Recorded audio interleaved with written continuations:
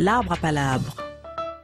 Bonjour. Il y a un an débutaient les frappes de l'OTAN en Libye dont l'objectif officiel était de sauver des vies en danger.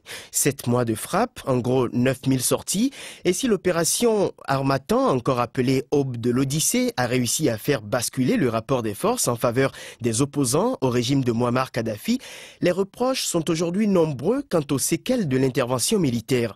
L'Organisation de défense des droits de l'homme, Amnesty International, a récemment appelé l'OTAN à enquêter sur la mort de dizaines de civils tués par erreur et à dédommager leurs proches.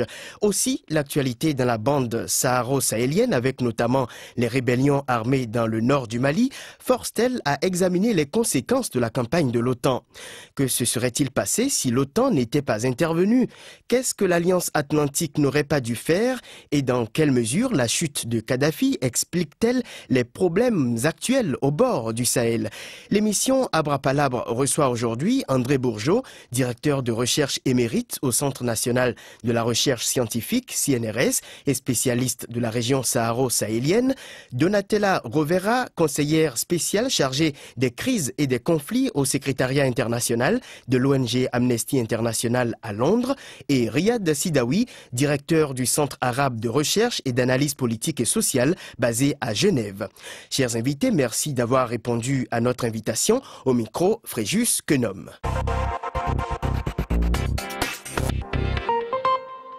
Les accords ayant suivi la campagne militaire en Libye ont démontré que les puissances alliées étaient très intéressées par les ressources stratégiques de la Libye. Mais au-delà de toutes ces considérations, M. Riyad Sidawi, que se serait-il passé si ces puissances n'étaient pas intervenues en Libye à l'époque?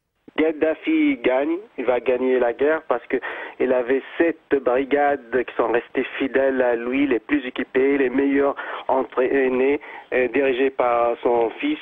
Donc il a eu beaucoup de chance de gagner cette guerre. Il a encerclé même Benghazi. Mais la résolution 1973 a stoppé son choix stratégique qui est la répression sanglante et totale de la révolution libyenne.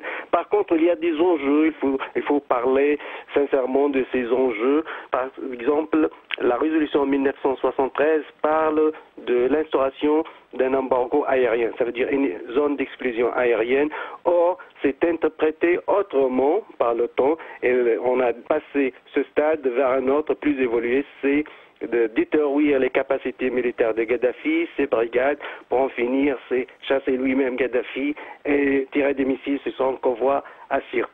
Une réaction à cette intervention, André Bourgeot, est-ce que vous partagez cette même opinion sur l'intervention de l'OTAN? Oui, globalement, je souscris tout à fait à l'analyse qui vient d'être faite et je rajouterais que l'objectif premier qui a été masqué pour des raisons d'ordre humanitaire à géométrie variable, que l'objectif ultime était d'une part de disloquer l'organisation politique mise en place par le colonel Kadhafi, à savoir la Jamaïa, et même à terme de le tuer. Je me réfère ici à ce qu'a dit 48 heures avant l'assassinat de Mouammar Kadhafi par Madame Clinton, qui avait fait un bref passage à Tripoli. La secrétaire d'État américaine.